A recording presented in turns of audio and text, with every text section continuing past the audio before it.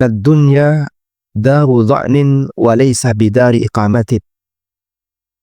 Wa innama unzila Adamu ilaiha uqubatan. Wa inna na'imaha masyubatun bil musibah. Sadarilah bahwasanya dunia ini adalah tempat tinggal sementara, bukan untuk tempat tinggal selamanya. Karena Allah Subhanahu wa ta'ala menurunkan Adam ke muka bumi dalam rangka menjalani hukuman. Dan kenikmatan di dunia bercampur dengan musibah. Kenikmatan di dunia bercampur dengan musibah. Sekali lagi Allah Subhanahu wa ta'ala tidak ridha untuk menjadikan kenikmatan di dunia ini mutlak sebagaimana kenikmatan kelak di yaumil qiyamah. Karena itu siapa yang menjalani hidup di dunia pasti dia akan mengalami musibah. Makanan apa yang paling Bapak suka? Nasi goreng. Ada potensi penyakit apa di nasi goreng? Kolesterol. Apalagi? Asam urat. Kemudian apalagi? Gula darah. Dan seterusnya. Jadi di balik nikmat yang kita sukai, Allah Subhanahu wa ta'ala memberikan potensi musibah di situ. Manusia tidak akan mungkin bisa merasakan kenikmatan mutlak ketika di dunia. Dan tujuan dari hal ini adalah agar mereka tidak sampai melupakan janji Allah di akhirat. Sehingga senikmat apapun hamba ketika di dunia, senikmat apapun orang yang hidup ketika di dunia, dia diberi musibah agar nanti dia ingat, ini bukan untuk selamanya. Ada kenikmatan yang lebih tinggi daripada itu, yaitu kenikmatan ketika di surga. Baik. Selanjutnya, catatan yang kedua, bahwa posisi musibah yang Allah Subhanahu wa ta'ala jadikan sebagai bagian dari kehidupan yang tidak bisa dimisahkan, ini tidak mungkin dihindari. Siapapun pasti akan mengalaminya, baik individu maupun anggota masyarakat. Karena itu bukan musibah yang jadi masalah, tapi bagaimana cara kita menyikapi musibah. Semua orang pasti mendapatkan musibah. Sehingga kalau kemudian kita ingin hidup tanpa musibah, mustahil. Maka bukan musibahnya yang jadi masalah, tapi bagaimana cara kita menyikapi musibah. Bagian inilah kita perlu belajar. Bagaimana cara yang benar, cara yang tepat ketika kita mendapatkan musibah. Manusia yang paling berhasil dalam hal ini adalah para nabi. Mereka telah bisa bersikap yang benar ketika mendapatkan musibah. Oleh karena itu, kita perlu untuk meniru mereka tentang bagaimana cara bersikap yang benar. Beberapa buku yang ditulis oleh para ulama berkaitan dengan masalah sabar, termasuk di antara referensi yang mungkin perlu untuk kita baca. Di antaranya adalah buku yang ditulis oleh Ibnu Qayyim rahimahullah.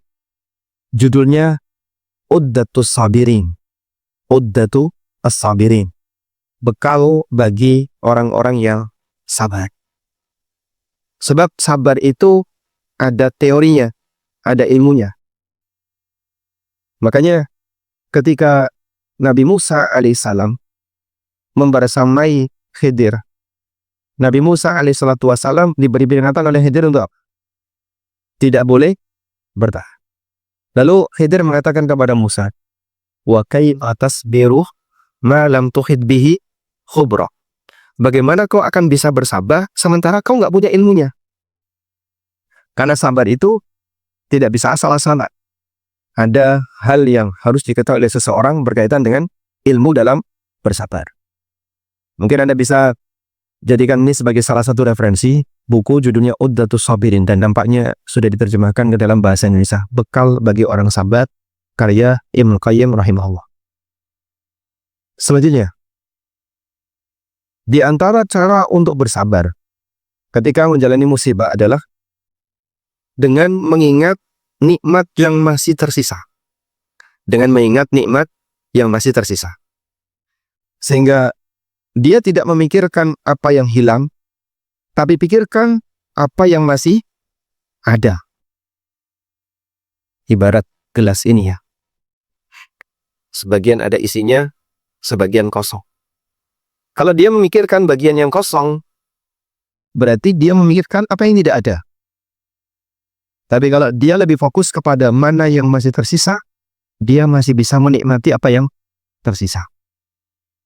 Ada sebuah kisah yang pernah terjadi pada seorang ulama bernama Abu Kilabah Al-Jarmi. Suaranya gaul. Mungkin settingan yang lama tadi dari bagus. Suaranya gaul.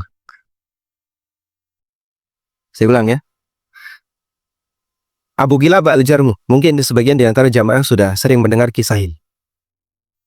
Tersebutlah seorang ulama ahli hadis namanya Abu Hazim. Abu Hazim rahimahullah. Beliau salah satu di antara ulama di zaman tabi'in yang suka berkelana mencari hadis. Suatu ketika Abu Hazim melewati sebuah gubuk tua. Di dalam gubuk itu terdengar suara orang yang sudah tua mengucapkan kalimat Alhamdulillahilladzi afani mimma ibtalahumullahu bihi wa faddalani ala katsirin mimman khalaqa tabdila. Kalimat itu diulang berkali-kali. Abu Hazim merasa penasaran. Kenapa orang ini selalu mengucapkan kalimat ini? Akhirnya beliau minta izin untuk masuk. Setelah diizinkan, Abu Hazim terheran. Ternyata orang yang berada di dalam adalah orang yang sudah tua, dalam kondisi lumpuh, tidak bisa berjalan, dan beliau buta.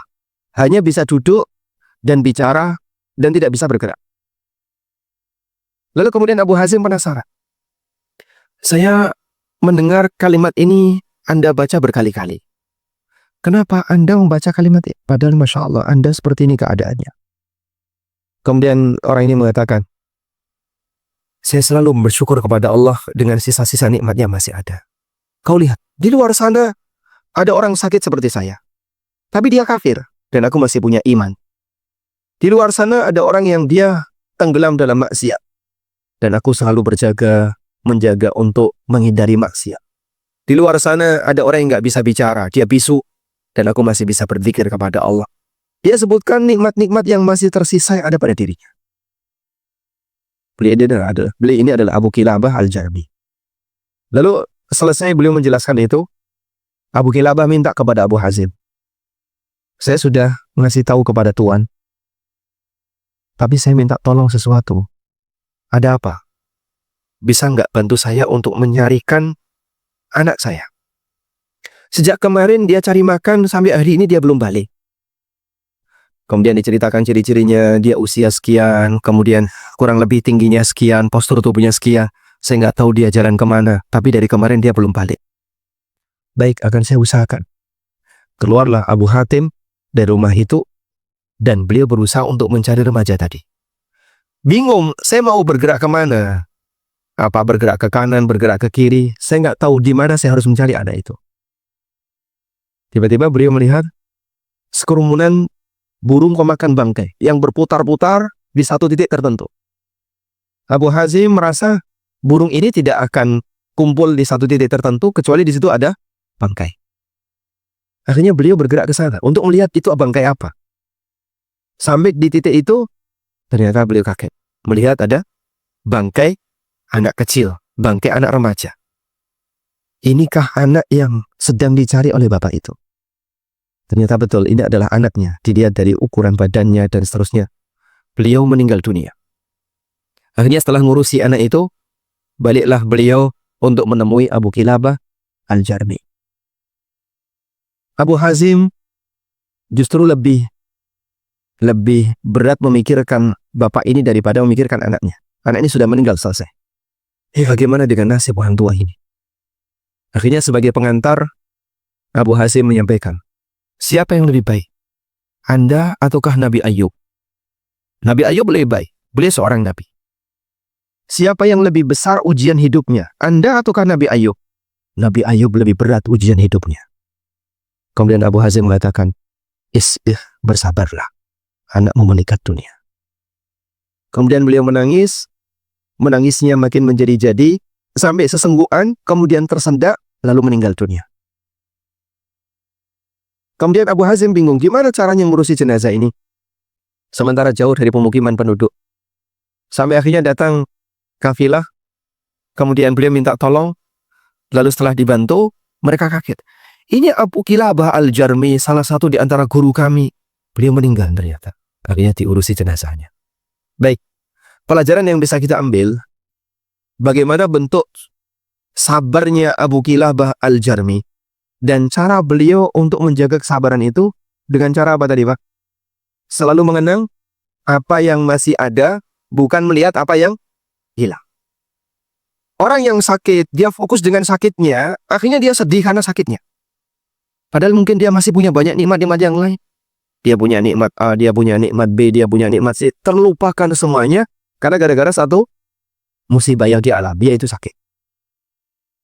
Mereka yang sedang mendapatkan bencana alam, kehilangan rumah, kehilangan kendaraan, mungkin kehilangan sebagian anggota keluarga, tapi dia masih punya nikmat yang lain. Walaupun nikmat yang lain ini tidak lebih banyak dibandingkan yang hilang misalnya. Nah, cara untuk menjaga syukur itu adalah dengan mengenang nikmat yang masih tersisa. Selama kita masih bisa mengenang nikmat yang masih tersisa, kita akan masih bisa mengucapkan Alhamdulillah dalam situasi sedang mendapatkan bencana. Makanya seperti ini butuh untuk dilatih, Pak. Tidak semua orang bisa mengucapkan Alhamdulillah di saat dapat musibah. Di salah satu grup WA para asatidah, pernah ada seorang ustadz yang menyampaikan pesan. Wahai para asatidah, tolong jaga kesehatan baik-baik. Karena kalau sudah sakit, yang kita pikirkan cuma satu, kapan sembuh.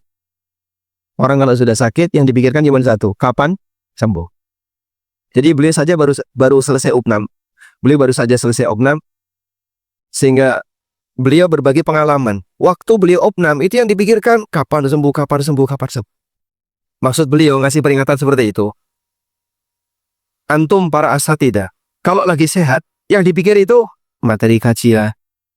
Yang dipikir belajar ilmu, bagaimana bisa menambah pengetahuan agama, dan itu pikiran yang positif. Begitu sakit, hilang semua. Fokusnya beralih. Sehingga dia lebih banyak mikir kapan sembuh, kapan sembuh, kapan sembuh. Seperti itu keadaan sebagian orang yang dia sedang mengalami sakit. Bapak juga kayak gitu, Pak, kalau sakit. Yang dipikirkan apa? Sakitnya atau nikmat yang tersisa? Sakit. Kita terlalu fokus dengan mikir sakit. Maka pada keadaan ketika kita diuji oleh Allah, pikiran kita terlalu fokus dengan bagian ini. Kapan kita bisa sembuh, kapan kita bisa sembuh. Kita fokus dengan pikiran sakit. Dan itu menurunkan kualitas pikiran kita.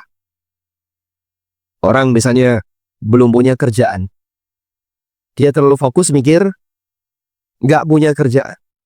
Akhirnya itu akan membuat dia jadi tidak lebih produktif. Karena yang dia pikirkan adalah, kenapa saya nggak punya kerjaan, yang itu punya kerjaan, dan seterusnya. Dia tidak akan bisa lebih produktif dibandingkan ketika dia lebih fokus mikir yang bermanfaat. Makanya pastikan ya, pada saat Anda sedang mendapatkan musibah apapun, pikirkan apa yang masih tersisa. Dikisahkan dalam peristiwa perang Uhud, Nabi SAW diberitakan wafat. Berita itu sampai lari ke Madinah, yang mungkin jaraknya tidak terlalu jauh dari titik peperangan Uhud. Madinah sampai titik Uhud berapa kilo, Pak? Hanya kurang lebih 3 kilo. Sehingga sebagian masyarakat Madinah sudah mulai resah. Rasulullah SAW wafat. Sebab dalam peristiwa perang Uhud itu kan dinilai oleh ahli sejarah, ini perang yang belum jelas siapa yang menang, siapa yang kalah. Yang membawa bendera panji kaum muslimin, siapa namanya? Siapa nama sahabat yang membawa panji kaum muslimin di peristiwa perang Uhud? Hamzah, bukan. Ja'far, itu perang Mu'tah, bukan perang Uhud. Siapa yang membawa bendera panji kaum muslimin di perang Uhud? Bukan dari. Siapa? Siapa namanya? Siapa? Ya? Talha, bukan. Mus'ab bin Umair. Ada orang musyrikin yang bernama Ibnu Qamiyah. Ibnu Qamiyah, dia tidak bisa mengenali wajah Rasulullah SAW, sehingga Mus'ab itu dikiranya Nabi SAW. Nah, di posisi Mus'ab membawa panji perang Uhud tadi ditikam oleh Ibnu Qamiyah. Saat dia berhasil menikam Mus'ab bin Umair sampai Mus'ab terjatuh, Ibnu Qamiyah ini teriak dengan kencang sekali, "Qataltu Muhammadan." Aku telah berhasil membunuh Muhammad. Gara-gara teriakan itu, dalam situasi chaos, Pak ya. Namanya perang sedang berkecamuk, orang kan tidak bisa. Coba tabayun dulu, mau tabayun sama siapa? Sehingga mau cari info di mana yang benar. Karena cuman keluar teriakan, "Aku telah berhasil membunuh Muhammad." Maka seketika suasana perang langsung hening. Kaum muslimin kaget, masa Nabi SAW terbunuh? Yang selama ini mau kita bela. Sehingga kalau beliau terbunuh, kita mau bela apa? Makanya disalahkan oleh Allah Subhanahu wa taala. "Wa ma Muhammadun illa rasul qad khalat min qablihi rusul." Muhammad itu hanyalah seorang rasul dan sudah ada banyak rasul sebelum beliau. "Afa immata aw qutila qalabtum ala aqabikum." Apakah gara-gara ketika Muhammad itu mati kalian akan mundur? Sehingga merasa sudah tidak ada lagi yang perlu dibela karena nabinya sudah meninggal dunia. "Wa may yanqalib ala aqibaihi fala yadurrullaha syai'a." Dan siapa yang mundur balik ke belakang, itu sama sekali tidak merugikan Allah. Baik. Sampai pada titik itu, berita tentang kematian Nabi Muhammad SAW menyebar. Sehingga beberapa kaum muslimin, yang namanya area perang kan luas ya, mereka sampai bingung, betul nggak Rasulullah SAW meninggal? Orang musyrikin juga sama. Tujuan kita sudah tercapai. Sudah, kita nggak berurusan dengan orang Muhajirin dan Ansar, kita mundur saja. Akhirnya kan mereka mundur. Berkumpul di masing-masing kelompoknya. Kaum muslimin berkumpul di barisan kaum muslimin dan sebaliknya orang musyrik. Nabi SAW masih hidup dan yang tahu hanya beberapa orang di sekitar beliau. Ada Abu Bakar, ada Umar dan sekitarnya. Tapi pasukan yang lain datang. Siapa pemimpin pasukan musyrikin di perang Uhud? Khalid? Bukan Khalid. Abu Sufyan. Masya Allah. Dapat hadiah. Nanti boleh diambil ya. Baik. Sehingga suasana ketika itu nggak jelas. Abu Sufyan angkat bicara. Tanya dia, "Hal fikum Muhammadun?" Apakah di tengah kalian ada Muhammad? Umar bin Khattab yang tahu bahwa Nabi SAW masih hidup, mau jawab, tapi dilarang oleh Nabi SAW. Uskut. Diam, jangan bicara. Terus ditanya lagi, "Hal fikum Ibnu Abi Quhafah?" Apakah di tengah kalian ada putranya Abu Quhafah? Siapa putranya Abu Quhafah? Abu Bakar. Ada Abu Bakar di situ. Umar mau jawab. Diam, jangan bicara. Jadi maksud Nabi SAW, biarkan mereka nggak tahu. Dikiranya beliau sudah meninggal, tapi sejatinya masih hidup. Biar mereka segera pulang. Apakah di tengah kalian ada Umar? Nah, kali ini dia nggak kuat. Maka Umar yang bicara. Lalu Abu Sufyan mengatakan, "Lanal Uzza wa la Uzza lakum." Ini karena kita punya Uzza. Dewa perangnya mereka kan Uzza. Dan kalian tidak punya Uzza. Nabi SAW merintahkan, jawab. Jawab apa ya Rasulullah? Allahul A'azzu. Allah Subhanahu wa Ta'ala lebih perkasa. Baik. Bukan bagian ini yang sedang kita bahas, tapi peristiwa setelahnya. Pasukan kaum muslimin balik pulang ke Madinah. Ada seorang wanita yang beliau merasa sedih mendengar berita wafatnya Rasulullah SAW. Sampai beliau nunggu di pintu gerbang Madinah. Setiap kali ada pasukan yang datang ditanya, "Kaifa bi Rasulillah?" Wanita ini tanya, "Gimana nasib Rasulullah SAW?"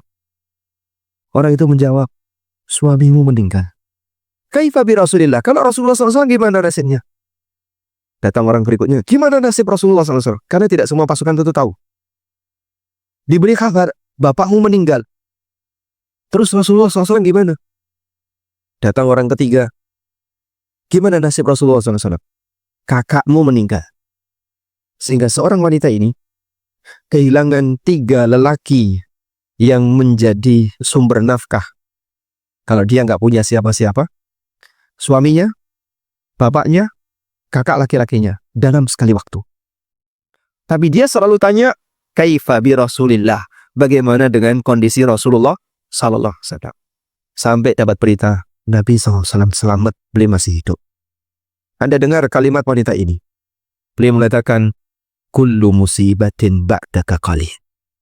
Semua musibah selama Anda masih hidup bagiku ringan. Kehilangan suami, kehilangan bapak, kehilangan kakak dalam sekali waktu yang mungkin kalau bagi wanita zaman sekarang itu sangat terpukul dirinya. Tapi wanita ini mengatakan, kullu musibatin ba'daka qalil. Semua musibah selama Anda yang Rasulullah masih hidup, bagiku musibah itu ringan. Seperti ini contoh ya. Untuk membuat musibah itu akan lebih terasa ringan, caranya gimana coba? Ingatlah nikmat yang masih tersisa. Terutama nikmat-nikmat yang lebih besar. Nikmat yang akan mengantarkan kepada keselamatan kamu kelak di yaumil qiyamah. Seperti nikmat iman. Alhamdulillah aku masih mukmin. Alhamdulillah aku ahlu sunnah. Walaupun mungkin kehilangan A, kehilangan B, tapi aku masih menjadi muslim ahlu sunnah. Dengan cara demikian orang masih akan bisa mengenang kebaikan Allah Subhanahu wa taala bagi dirinya. Baik. Selanjutnya jemaah. Di antara cara untuk bisa bertahan ketika mendapatkan musibah adalah meyakini bahwa musibah ini cara Allah untuk menghapus dosa hamba dan cara Allah untuk meninggikan derajat hamba, sehingga sang hamba akan bisa lebih bertakwa kepada Allah dengan keberadaan ujian tadi. Maka dia akan berpikir, ujian ini bukan akhir dari segalanya, tapi ujian ini adalah kesempatan bagiku untuk naik tingkatan agar lebih tinggi lagi derajatku. Nabi SAW ingatkan dalam sebuah hadis riwayat Ahmad, Tirmidzi dan yang lainnya, Innallaha idza ahabba 'abdan ibtalahu. Allah kalau sedang mencintai satu kaum, Innallaha idza ahabba qauman ibtalahum. Ketika Allah mencintai satu kaum, maka Allah akan berikan ujian bagi mereka. Faman radiya falahu ridha. Siapa yang ridha dengan ujian itu, maka dia akan mendapatkan keridhaan dari Allah. Wa man sakhita falahu sukh. Dan siapa yang emosi, maka dia akan mendapatkan kemurkaan dari Allah. Boleh dicatat ini ya. Ketika Allah mencintai satu kaum, Allah akan memberikan ujian kepadanya. Siapa yang ridho dengan ujian itu, maka dia akan mendapatkan keridhaan dari Allah. Dan siapa yang emosi, maka dia akan mendapatkan murka dari Allah. Baik. Kita perhatikan hadis ini. Bahwa sejatinya, latar belakang kenapa Allah Subhanahu wa ta'ala memberikan ujian kepada hamba adalah karena kecintaan Allah kepada hamba. Sehingga Allah mencintai hamba, maka Allah Subhanahu wa ta'ala ngasih ujian kepada yang bersangkutan.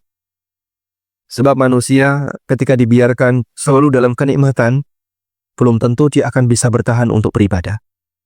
Hidupnya akhirnya dibuat fluktuatif agar perasaannya selalu berubah. Sehingga terkadang dia senang, terkadang sedih, dan itu membuat dia bisa melakukan dua amalan, antara syukur dan sabar. Karena orang kalau beramal tertentu saja, lama-kelamaan turun tuh semangatnya. Tapi ketika dia beramal dengan bervariasi, setelah amal A ganti amal B, dari amal B ganti amal A lagi, ganti amal C, dengan adanya variasi seperti itu, akan terkenang, hidupnya akan lebih berkesan, dan dia akan memperbarui amal tersebut. Yang saya maksud seperti ini, Pak. Kapan Bapak merasa ketika mendapatkan nikmat itu senang sekali, Pak? Kapan Bapak merasa ketika Bapak mendapatkan nikmat itu senang sekali? Ketika pertama kali mendapatkannya, gitu Pak ya? Kalau sudah sering mendapatkannya, lama-lama jadi biasa. Ada orang pengangguran, Pak. Dia nggak punya kerja. Kemana-mana dia ditolak ketika mendaftar. Sementara dia harus menanggung nafkah keluarganya. Begitu dia dapat pekerjaan pertama kali dengan gaji misalnya 5 juta per bulan. Senang nggak dia? Senang dia. Sudah? Lalu dia mengalami kenaikan gaji secara bertahap sampai gajinya 10 juta. Di saat gaji dia 10 juta, karena dia sudah terbiasa mendapatkan gaji, mungkin dia akan biasa saja. Begitu dia dapat gaji 10 juta, udah sekarang 10 juta flat, tiap bulan 10 juta. Dalam waktu yang lama sekali nggak naik-naik. Ada nggak perasaan rasa syukur? Mungkin tidak ada. Kenapa? Sudah biasa. Sehingga bagi mereka yang sudah biasa dapat uang tertentu atau mendapatkan penghasilan yang besar, karena dia sudah terbiasa dengan itu, ada penghasilan yang besar bagi dia biasa saja. Padahal pertama kali kemarin waktu dia dapat 5 juta itu senang sekali. Begitu sekarang gajinya naik sudah dapat 10 juta, biasa saja perasaannya. Karena rasa syukur itu terkadang tidak bisa tahan lama. Maka diberilah dia ujian oleh Allah. Ujian tertentu membuat dia menganggur. Jadi nganggur, jadi dia pengangguran, gak dapat kerja. Sudah? Sampai sekian tahun dapat kerja lagi. Ketika dapat kerja lagi gimana? Senang lagi. Syukurnya muncul lagi. Kurang lebih seperti itu. Allah Subhanahu wa Ta'ala jadikan hamba ini hidupnya fluktuatif. Agar tidak bertahan pada satu jenis ibadah batin. Sehingga walaupun dia orangnya kaya, hidupnya enak, dibuat sakit. Begitu dia sembuh, senang. Dibuat ada barangnya hilang, begitu barangnya ketemu, senang. Dibuat apalagi dia kena musibah, begitu dia dapat ganti, senang. Seperti itu cara Allah mengendalikan hati para hamba. Maka dengan demikian sang hamba punya kesempatan untuk beramal disebabkan karena dia mengalami perubahan keadaan. Awalnya syukur, jadi sabar. Sabar dalam waktu tertentu, dia syukur lagi. Beralihlah dari amal syukur ke sabar. Ini sama seperti orang i'tikaf. Baca Quran, capek. Ganti apa? Dengerin murotal. Dengerin murotal, capek. Ganti baca buku.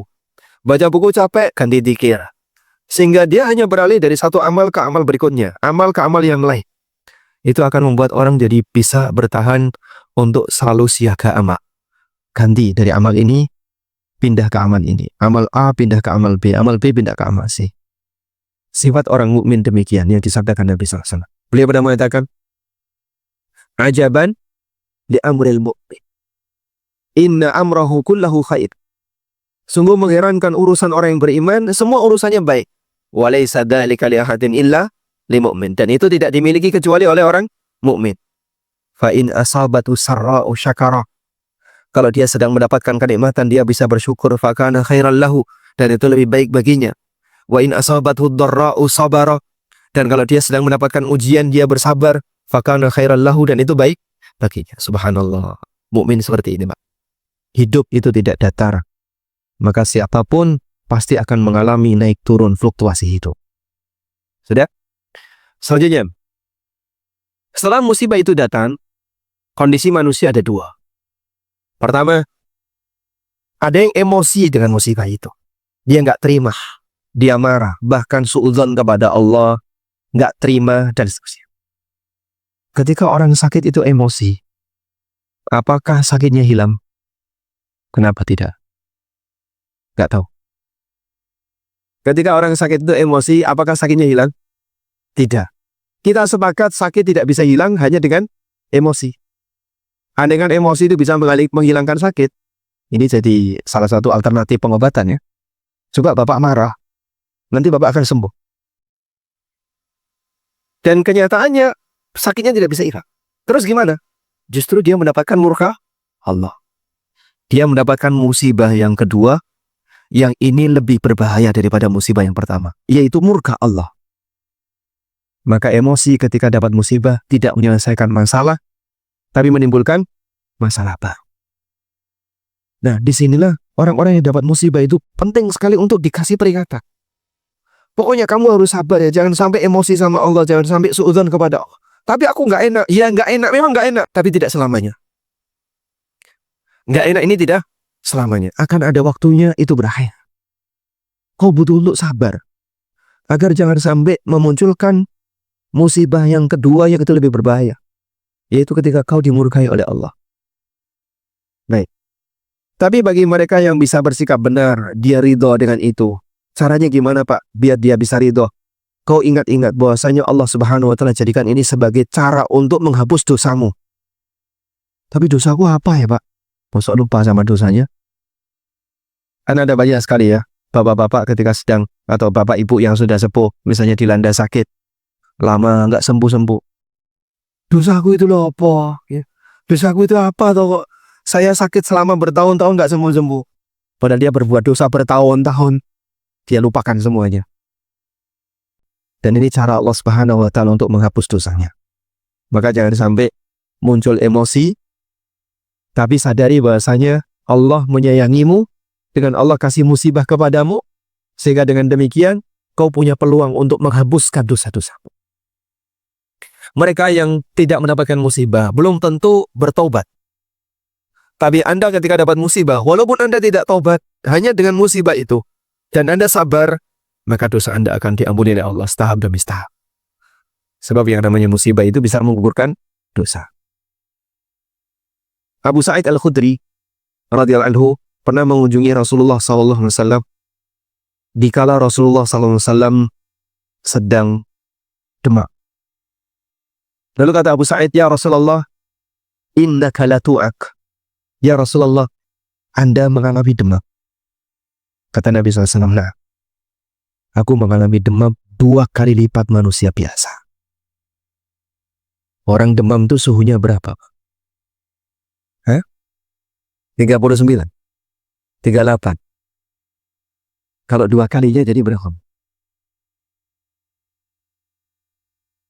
Rasulullah SAW mengalami demam 2 kali manusia biasa.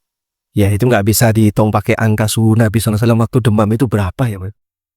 Tapi dirasakan oleh para sahabat panas sekali. Sampai beliau mengatakan, aku 2 kali mengalami demam 2 kali seperti manusia biasa.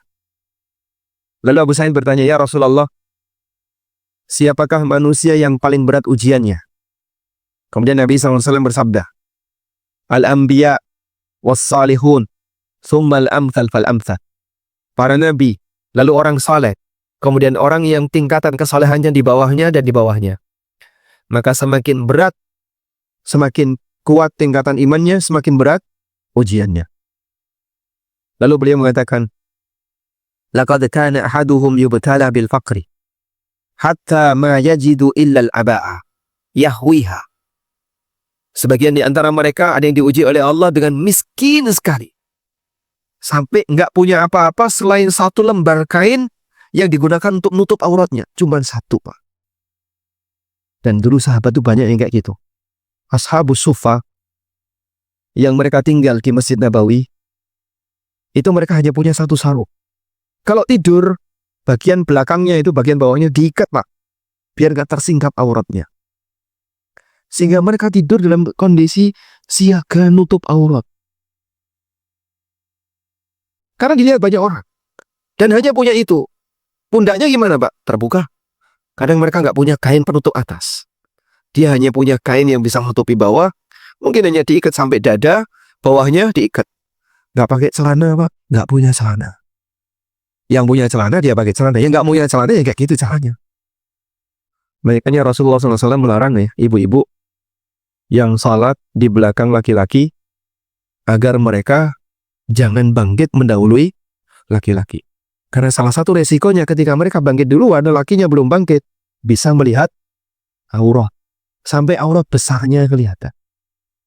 Kalau dilihat dari belakang dalam posisi tertentu. Baik.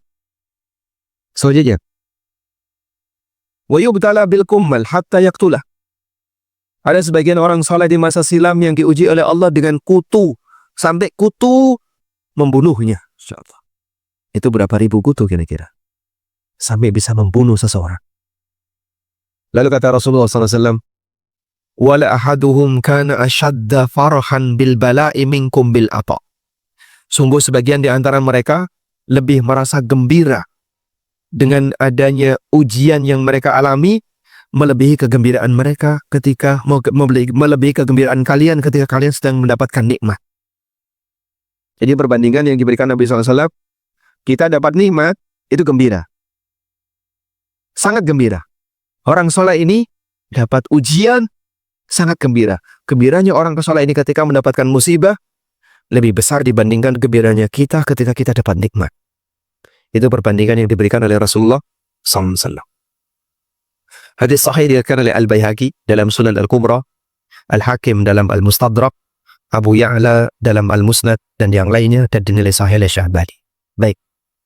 Seperti ini potret orang soleh, di mana ketika mereka sedang mendapatkan musibah, yang mereka pahami, ini cara Allah untuk apa tadi? Untuk menghapus dosa, sehingga dia bisa bersyukur. Selanjutnya, dikala kita sedang mendapatkan musibah, ada satu hal yang tidak boleh kita lakukan. Apa itu, Pak?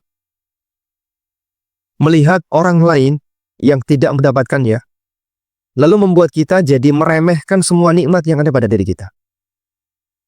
Maksudnya begini, dalam urusan dunia, kita diperintahkan untuk melihat kemana? Ke bawah. Tujuannya apa, Pak? Tujuannya apa? Ya? Apa tujuan saat kita dalam urusan dunia melihat ke arah yang lebih bawah? Bersyukur. Jawaban Anda salah. Masa tujuannya bukan untuk bersyukur? Bukan. Jadi cara manusia dalam menyikapi nikmat itu ada 3. Syukur, ini yang paling tinggi. Kemudian di bawahnya syukur, tidak bersyukur. Sebutannya apa, Pak? Sebut saja tidak bersyukur. Ada yang lebih rendah lagi. Di bawahnya meremehkan. Ini yang paling parah. Makanya Rasulullah SAW mengatakan, Unduru ila man huwa asfala minkum. Perhatikanlah orang yang lebih rendah daripada kamu. Wala tanduru ila man fawqakum. Jangan kau lihat siapa yang lebih atas daripada kamu dalam urusan dunia. Fahuwa ajdaru alla tazdaru ni'matallahi alaikum. Agar itu tidak membuat kalian meremehkan nikmat Allah yang Allah berikan kepada kalian. Karena kalau sudah sampai tingkatan meremehkan nikmat, lebih parah dibandingkan sebatas tidak bersyukur. Suami datang membawa oleh-oleh kepada istrinya. Begitu diterima, dibuang ke sampah di depan suaminya. Kira-kira gimana? Sebagai suami kira-kira, sabar. Ini ujian. Nih, sakit hati enggak? Ya? Sakit hati atau tidak? Sakit hati. Mungkin Anda akan merasa sangat sakit hati. Ini kenapa dikasih oleh-oleh? Udah nggak dikasih apresiasi dan penghargaan, malah dibuang. Jadi jangankan dia berterima kasih, dia meremeh. Buat apa kayak gini? Kamu pulang bawa kayaknya sampah, bawa ke tempat sampah. Padahal Anda mungkin mendapatkan itu dengan susah payah. Tapi istri Anda ketika menerimanya tidak menghargainya, bahkan dibuang ke tempat sampah. Anda mungkin akan marah. Baik. Dengan yang kedua, istri Anda menerima, tapi biasa saja. Memang tidak sampai dibuang ke tempat sampah, tapi dia tidak menampakkan kegembiraan yang luar biasa. Yang kedua ini hamba. Yang ketiga, dia menerima dengan sangat gembira. Berterima kasih kepada suaminya, akhirnya memberikan tambahan layanan yang lebih, dan seterusnya. Anda akan merasa bahagia. Dah, kurang lebih 3 inilah cara manusia dalam menyikapi nikmat. Maka, Nabi SAW sarankan, dalam urusan dunia, kau lihat yang lebih bawah, biar kau tidak meremehkan nikmat yang tersisa. Karena kalau sudah sampai pada tingkatan meremehkan nikmat, kalaupun kau tidak bisa mensyukuri nikmat, minimal jangan meremehkan nikmat. Habis kumpul reuni sama teman, udah, terus pulang. Sampai rumah, istrinya batin. Suami saya kok sudah tua. Suami saya kok sudah tua. Kenapa dia komentar seperti itu? Melihat suami temannya, kan gitu ya? Sehingga karena pengaruh tadi, dia sempat melihat suami temannya, padahal kan kita dulu satu kelas, kita satu angkatan, tahun kelahirannya kurang lebih sama, tapi kok penampilannya beda. Begitu sampai rumah, ada perasaan beda. Yang lelaki juga sama, begitu sampai rumah, istri saya kok tambah bulat ya, Masya Allah. Karena sempat melihat yang lain. Suasana seperti ini terjadi jamaah.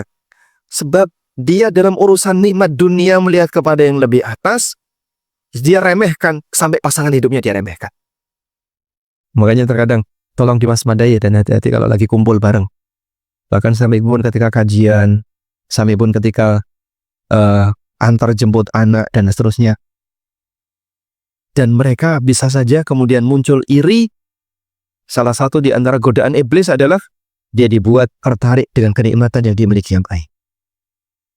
Baik. Makanya jamaah, lihatlah kepada yang lebih bawah, jangan lihat kepada yang lebih atas. Kau masih punya nikmat yang layak untuk kau syukuri. Walaupun bisa jadi kenikmatan kamu dari sisi materi tidak lebih banyak dibandingkan yang lain. Baik. Di posisi ketika orang itu iri dengan kenikmatan seperti ini, sampai membuat dia kehilangan rasa dengan apa yang masih ada, maka bagaimana mungkin dia akan bisa bersyukur kalau yang masih ada diremehkan. Nah, caranya gimana kalau melihat ada orang yang lebih unggul dalam masalah nikmat materi? Ya? Didoain. Doain gimana doanya? Supaya berkah. Baik. Hasan al-Basri rahimahullah pernah mengatakan, "Idza ra'aita ar-rajula yunafisuka fid dunya, fanafishu fil akhirah." Kalau kau lihat ada orang yang kalah, ada orang yang berhasil mengalahkanmu dalam urusan dunia, kalahkan dia dalam masalah akhir. Kalau kau lihat ada orang yang berhasil mengalahkan kamu dalam urusan dunia, kalahkan dia dalam masalah akhirat. Memang kendaraanku tidak lebih bagus daripada dia, tapi mudah-mudahan ibadahku tidak kalah sama dia. Baik. Sekarang Pak, Bapak lihat ya. Ada anak SD, selesai sekolah, dijemput oleh orang tuanya. Ya? Terus mereka pulang. Pulang bareng, mendatangi orang tuanya di titik penjemputan. Di situ campur antara yang bawa mobil sama yang bawa motor. Antara yang adem di dalam AC dengan yang kepanasan. Antara yang kehujanan dengan yang punya teduh. Campur jadi satu. Baik. Mereka saling berinteraksi, baik anaknya maupun bapaknya. Atau ibunya. Kira-kira yang lebih berpeluang iri yang mana? Yang besar atau yang kecil? Orang tuanya atau anaknya? Orang tuanya. Anaknya biasa saja. Sehingga anak-anak ini ketika dia pulang, begitu ketemu orang tuanya, gembira semuanya. Walaupun dia dijemput pakai motor yang sering batuk. Dia nggak iri dengan teman satunya yang dia dijemput pakai Mercy misalnya. Begitu Pak ya? Karena anak kecil nggak punya iri Pak. Anak kecil nggak punya iri. As-Suyuti menyebutkan ada beberapa sifat anak kecil yang andaikan dimiliki oleh orang dewasa, ahli surga. Beberapa sifat anak kecil yang andaikan dimiliki oleh orang dewasa ini ahli surga. Satu, nggak punya iri. Anak-anak bubaran sekolah Pak, ketemu orang tuanya seneng nggak Pak? Semuanya seneng, baik yang naik motor maupun yang naik mobil. Bapaknya beda hatinya. Itu kok enak ya, kapan saya bisa punya kayak gitu? Tapi anaknya, dia nggak berpikir seperti itu. Bagi dia ketika sudah ketemu dengan bapaknya, ketemu ibunya, selesai. Gembira dia. Pulang. Maka semuanya bisa bergembira ketika ketemu orang tuanya. Yang kedua, anak kecil itu nggak punya dendam. Dia mungkin berantem. Pagi berantem, rebutan sesuatu, sore, akur. Anak kecil pagi berantem, ibunya ikut berantem. Sore anaknya sudah akur, ibunya masih istiqomah berantem. Demikianlah suasana keadaan manusia. Baik. Anak kecil tidak punya hasrat terhadap dunia. Sehingga bagi dia, apa yang jadi mati saat ini, itulah yang jadi mati. Dia tidak berpikir menabung, ngumpulin. Sehingga dia tidak punya ketambakan terhadap dunia. Makanya Bapak kasih ya, dua pilihan. Antara es krim dengan uang 100.000. Milih mana Pak? Dia milih es krim. Karena dia tidak berpikir untuk mengumpulkan. Tapi dia lebih berpikir menikmati. Ya ini yang bisa saya nikmati. Uang 100 nggak bisa saya makan. Maka dia milih apa yang dia nikmati. Kurang lebih seperti itu. Nah orang dewasa barangkali tidak bisa sampai tingkatan kayak gini ya. Baik. Selanjutnya yang terakhir. Di antara cara yang bisa kita lakukan ketika menghadapi ujian adalah meyakini bahwasanya ujian ini tidak selamanya. Pasti ujian ini akan berakhir. Allah Subhanahu wa taala berfirman di akhir atau di salah satu dari ayat di surat Al-Baqarah. Buka ini ayatnya. La'allakum tatafakkaruna fid dunya wal akhirah. Agar kalian merenungkan tentang hakikat dari kehidupan dunia dan akhirat. Ini di surat Al-Baqarah ayat 219. Agar kalian merenungkan, memikirkan hakikat dari kehidupan dunia dan akhirat. Coba dibuka Pak, surat Al-Baqarah 219.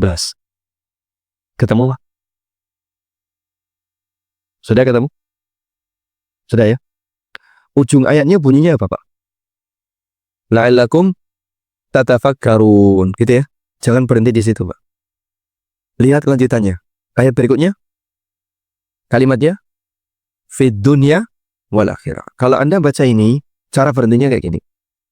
Kadzalika yubayyinullahu lakumul ayati la'allakum tatafakkaruna fid dunya wal akhirah. Titik. Karena itu satu konteks. Ya, walaupun berhenti ayatnya di la'allakum tatafakkaru. Ini salah satu di antara cara baca Quran yang mungkin banyak kelewat, ya. Al-Baqarah 219. Kalau ketemu itu, jangan berhenti di titik itu, lanjutkan la'allakum tatafakkaruna fid dunya wal akhirah. Sudah? Karena tafsirnya membahas la'allakum tatafakkaruna fid dunya wal akhirah itu sebagai satu potongan. Bagaimana makna la'allakum tatafakkaruna fid dunya wal akhirah?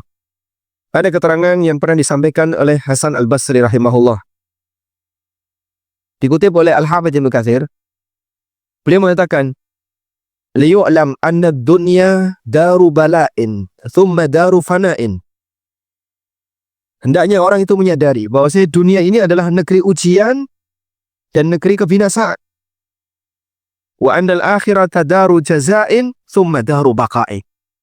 Dan akhirat itu adalah negeri balasan dan negeri keabadian. Saya ulangi ya. Sadarilah la'allakum tatafakkarun fid dunya wal akhirah, agar kalian memikirkan tentang kondisi dunia dan akhirat.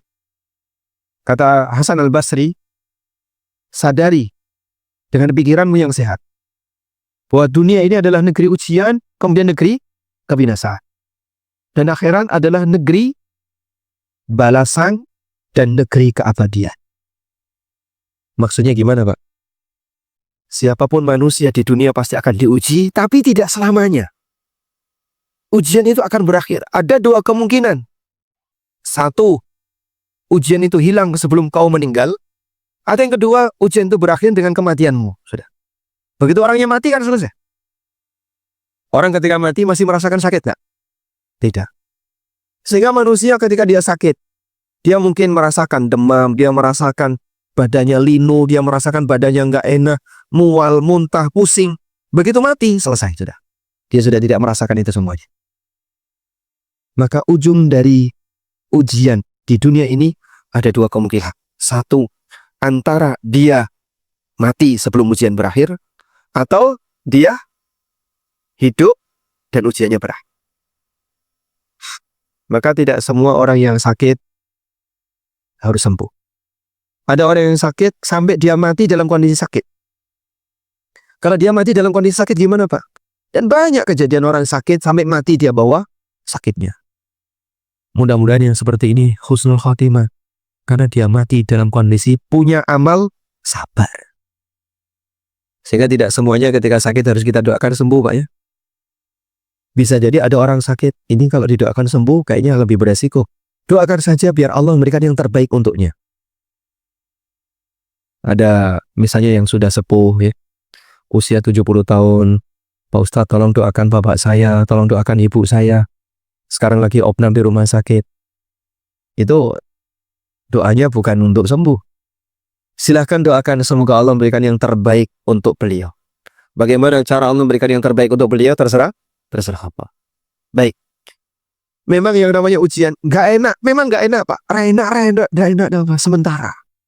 Tidak akan selamanya kau tidak enak. Akan ada waktunya itu berakhir.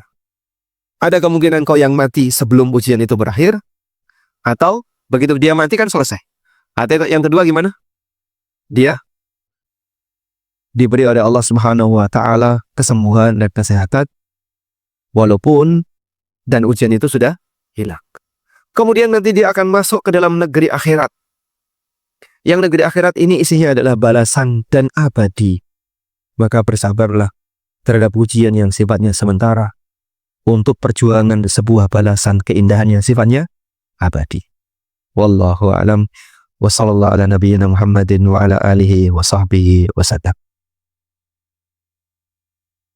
Alhamdulillah. Kekal sana edit sa. Dan kali ini masuk dari sekali Jawa. Kayak tadi sudah. Terus apa? Ikwa. lấy các câu dari có cái seni sẽ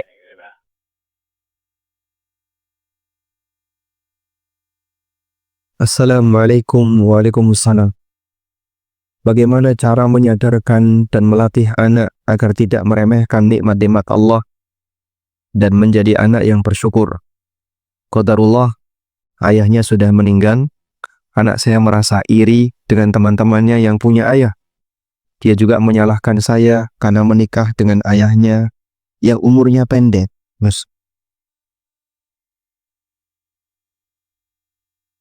Masalahnya waktu ta'aruf dia nggak nyebutin, Mas. Besok umurnya berapa? Oh, ini kosong semua. Baik. Ya mungkin cara berpikir antara anak, terutama anak di usia remaja, Pak ya. Anak di usia remaja itu sudah bisa membandingkan nikmat dia dengan nikmat temannya. Kalau yang masih TK, masih SD, ngertinya kan bermain sama ketawa, Pak ya. Dia nggak ngerti dengan yang namanya ujian kemiskinan dan seterusnya.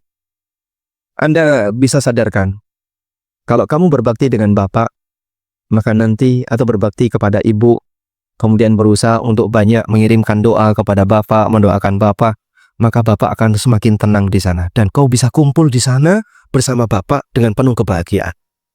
Tanamkan bagi dia bahwasanya perpisahan ini sifatnya sementara. Mukmin akan dikumpulkan bersama siapa? Keturunannya ketika agama mereka sama-sama beriman. Walladzina amanu wattaba'athum dzurriyyatuhum biimanin alhaqna bihim dzurriyyatahum. Orang yang beriman dan diikuti anak keturunan yang beriman, maka kami akan kumpulkan mereka di surga dengan penuh kebahagiaan. Kasih tahu ke putrinya, kamu ingin nggak ketemu bapak besok di akhirat? Pengen. Baik, ini yang harus kau kerjakan. 1, 2, 3. Biar nanti bisa dia tetap punya harapan untuk berbahagia bersama ayahnya. Baik. Apa doa ketika ada orang lain terkena musibah agar kita tidak terkena musibah tersebut? Kalimatnya intinya adalah mensyukuri nikmat Allah karena kita tidak terkena musibah seperti yang dia alami. Alhamdulillahilladzi afani mimma batalahu bihi wa faddalani ala kathirin mimman khalaqa tafdila. Baik, yang sudah hafal angkat tangan. Udah apa? Coba diulang.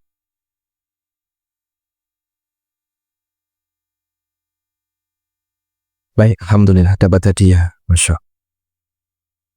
Tadi ada 2 yang dapat hadiah. 1 ini.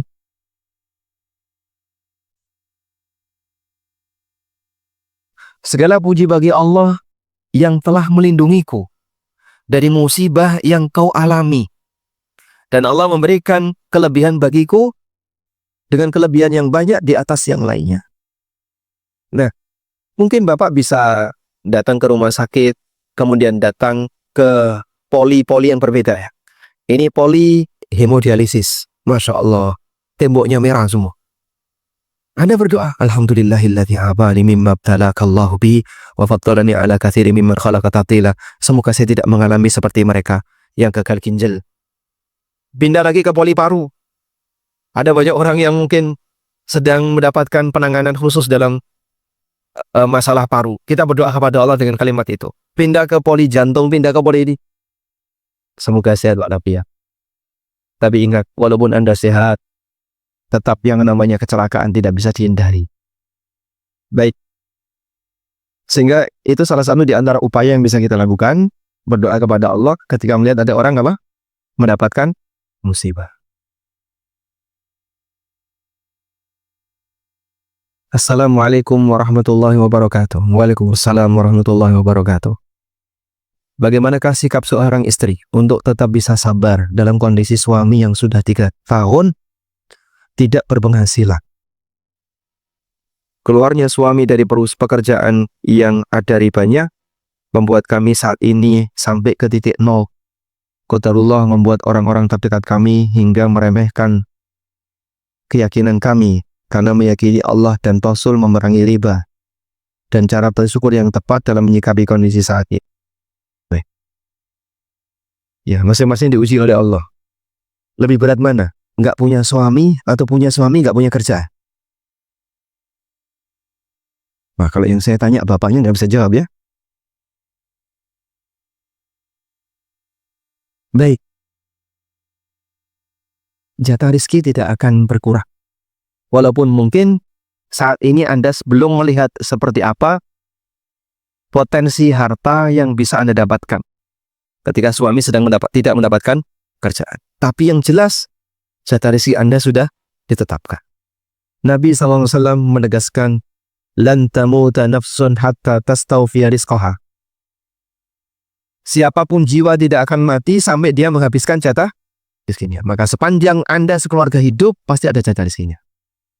Nggak mungkin jatah rezeki. Cuman kita nggak tahu di mana jatah rezeki itu ada. Sehingga yang bisa dilakukan adalah, ya silakan berusaha sebisa mungkin untuk bekerja semampu yang bisa Anda lakukan dalam rangka mendapatkan penghasilan yang halal. Dan bisa jadi Anda mencari rezeki ke arah utara, tapi munculnya dari timur. Andanya terkait ada sahabat yang diuji dengan musibah kutu hingga meninggal dunia. Bagaimana cara memahaminya musibah tersebut sebagai ujian? Sedangkan kutu itu bisa dicegah kalau kita menjaga kebersihan. Kebersihan sebagian dari iman. Beda halnya dengan ujian bencana alam. Bencana yang tidak bisa dicegah. Penyakit juga tidak bisa dicegah. Dan penyakit itu ada yang kelihatan, ada yang tidak kelihatan. Mungkin kalau zaman sekarang, teknologi sudah semakin canggih di dunia kesehatan. Sehingga kalau di masa sekarang ya, untuk membersihkan kutu barangkali lebih gampang. Dulu, tidak semudah sekarang. Mungkin Bapak punya cerita orang-orang masa silam.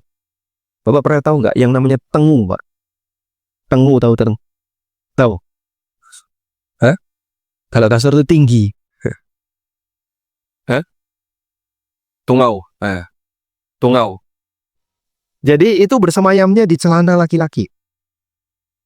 Sehingga membuat gatal organ kemaluannya.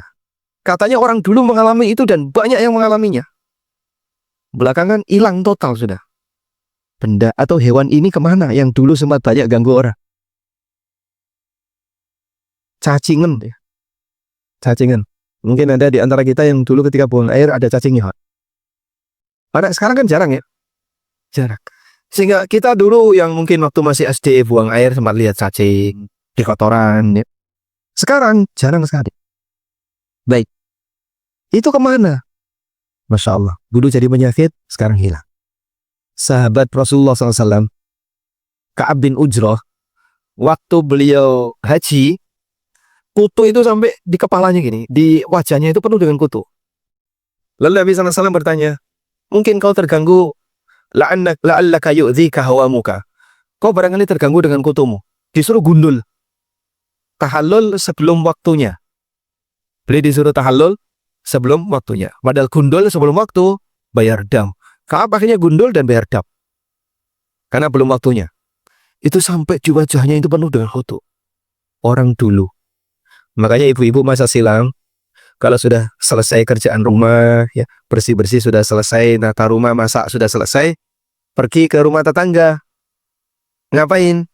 Petan. Iya Pak, kayak itu loh. Ya, tahu petan Pak? Nyari kutu.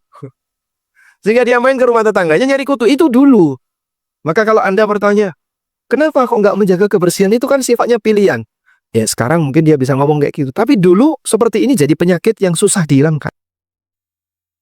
Dan kalau sudah bicara penyakit, ya walaupun orang menjaga kebersihan sekalipun, kalau memang penyakit itu melekat pada dirinya, tidak bisa hilang.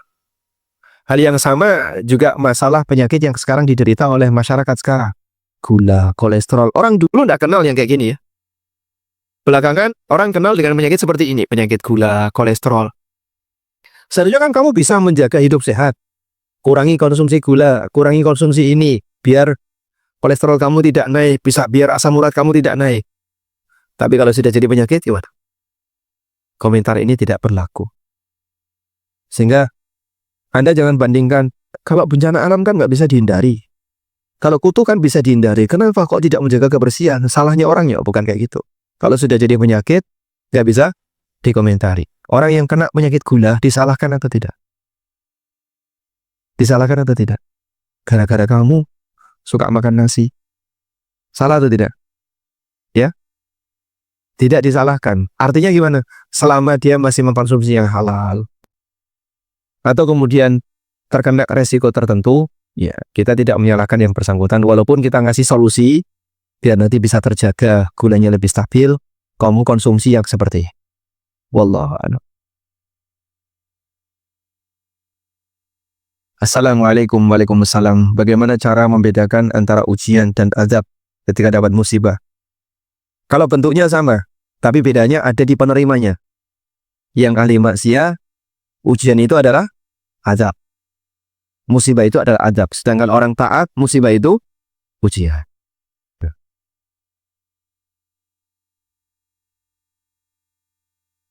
Saat ini saya merasa Allah memberikan nikmat yang sangat banyak kepada saya dan keluarga.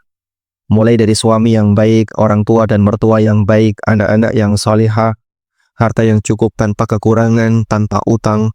Namun terkadang ada terbesit, apakah saya pantas mendapatkan semua itu? Bagaimana jika Allah mengambil semuanya? Kenapa Allah tidak memberikan ujian kepada saya? Bukankah ujian itu untuk menghapus dosa? Apakah ini istidraj? Baik. Walhamdulillah, semoga yang seperti ini bertahan pada diri Anda dan bisa Anda nikmati sampai akhir hayat. Tapi ingat, apapun yang dialami oleh manusia, baik nikmat maupun musibah, semuanya adalah fitnah. Wa nabluukum bisyarri wal khairi fitnah. Kami berikan ujian kepada kalian dengan kebaikan dan keburukan. Kalau Anda mendapatkan kondisi seperti ini, suaminya baik, anaknya baik, orang tua, mertua juga orang-orang baik, hidup Anda akan terasa sangat nyaman. Pertahankan dan banyak bersyukur kepada Allah Ta'ala. Dan jangan berharap ujian belum tentu siap untuk menanggungnya. Sehingga nikmati yang ada dan bersyukurlah yang ada. Lalu rajin-rajinlah berdoa kepada Allah dengan membaca Allahumma inni as'alukal afwa wal afiyah fid dunya wal akhirah. Allahumma inni as'alukal afwa wal afiyah fi dini wa dunyaya wa ahli wa mali, dan seterusnya.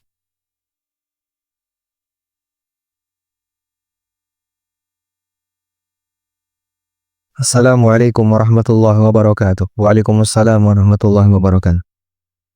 Alhamdulillah saat ini suami baru ditakdirkan tidak bekerja. Dan alhamdulillah dapat pasangan. Alhamdulillah, pemikiran kita pertama kali dengan apa ini? Dengan pasangan itu kita memutuskan untuk umrah.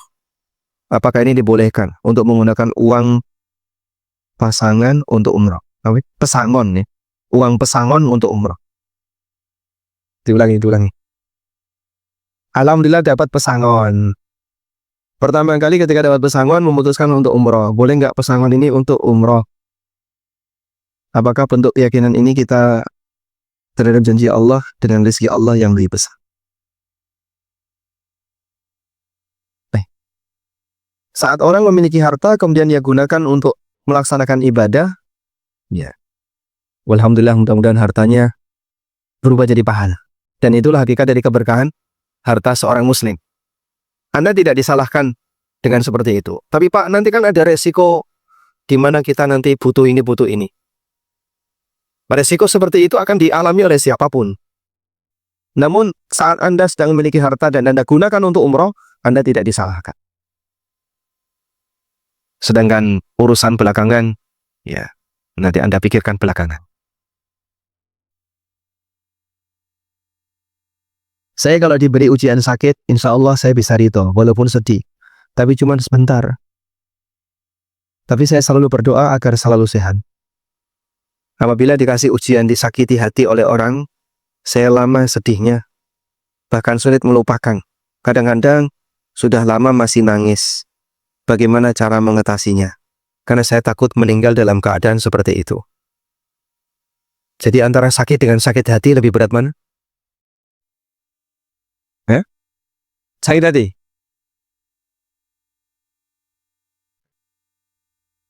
Ya, kalau Anda sedang disakiti oleh orang lain, yakini bahwa Anda punya hak untuk nagih di akhirat. Sehingga nanti Anda bisa mengambil pahala dia kalau Anda tidak membalas. Ini jika tidak ridho ya. Tapi kalau Anda ridho dan memaafkan, Allah gantikan dengan pahala. Tidak ada yang hilang. Tidak ada yang hilang.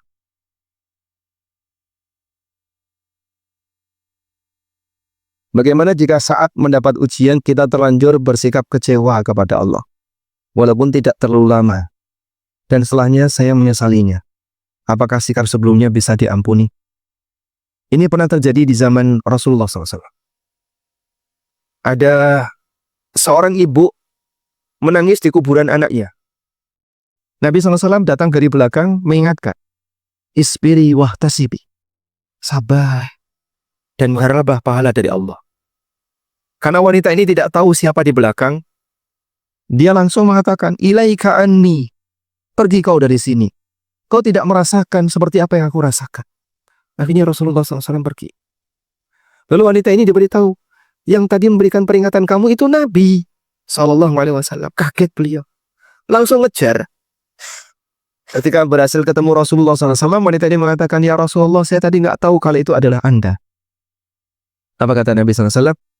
Innamas sabru inda sadamatil ula. Sabar yang dinilai adalah sabar ketika pertama kali kau sedang puncak sedih. Sekarang kalau sudah reda, nggak dihitung. Maka kalau Anda dapat musibah, emosi kepada Allah, nah, di saat itulah sebenarnya waktu Anda harus bersabar. Lama-lama kok reda, sekarang saya sabar, nggak berlaku. Seharusnya tadi. Makanya posisi Anda yang emosi tadi, ya berdosa. Sehingga harus bertobat. Maka Anda diberi kesempatan untuk sabar, tapi dinilai, malah bernilai dosa. Diisi dengan dosa. Dan sekarang Anda punya kewajiban untuk bertobat. Semoga seperti ini tidak berulang. Wallahu a'lam. Baik, walhamdulillah. Mungkin itu yang bisa kita sampaikan. Semoga Allah Subhanahu wa ta'ala melimpahkan rasa sabar pada diri kita. Allahumma afriq alaina sabra. Ada pertanyaan ya. Buku ada orang utang. Pertanyaannya gampang, nanti angkat tangan saja. Di antara bapak-bapak yang paling banyak diutangi orang lain. Angkat tangan. Berapa Pak uang Bapak di luar? 350 juta.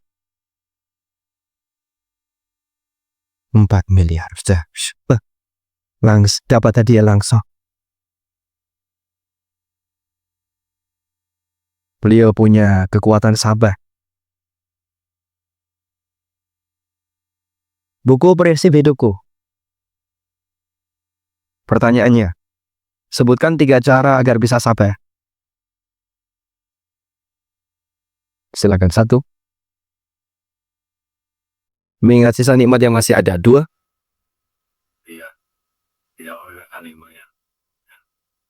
Melihat yang lebih rendah sehingga tidak meremehkan nikmat yang masih ada. 3. Mengingat bahasanya ini sifatnya sementara. Yang keempat, tadi 3 ya. Pertanyaannya 3, tambahkan. Pertanyaan saya ganti 4. Meyakini bahwa musibah ini akan menghapus. Insyaallah. Barakallahu fiikum. Fikih ASN dan karyawan. ASN. Yang ASN. Baik, pertanyaannya. Yang paling jauh rumahnya. Yang datang dari paling jauh. Dari mana Pak? Bogor. Masih dekat ya? Mana? Jatiasi. Ayo 11. Hah? Dekat juga? Tangerang. Tangerang mana? Tangerang kota. Karawaci. Paling jauh ya? Baik. Ada lagi yang belakang mana? Tadi? Nggak jadi.